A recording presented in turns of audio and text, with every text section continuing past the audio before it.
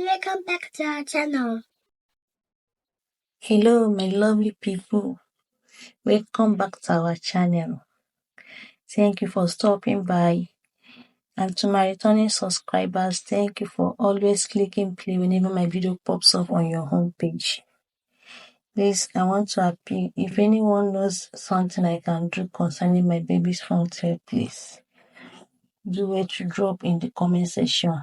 I really need to do something about this front hair. In today's video, I would like to share a very interesting story with us. In 2015, there is this guy named Adebayo Owolabi. He's a fresh graduate from Lagos State University, and he was facing his biggest challenge because he was yet unemployed and because of his Nigerian mother. Bayo graduated with a second-class upper in business administration. So where is the business or the administration? His mother asked him one morning, side-eyeing him as he dunked a whole loaf of bread inside his tea. Bayo had no answer. He had sent CVs everywhere, from big banks to small barbing salons, just in case they needed a financial strategist. Of course, the only response he got were, "We will get back to you." And they never got back to him. Then one fateful Saturday, Bayo attended a wedding where he experienced something spiritual, the power of jollof rice. He watched as well-dressed aunties, uncles, and even little children fought shamelessly for plates of smoky party jollof rice. A whole man in Agbada nearly tackled a waiter just to get an extra serving.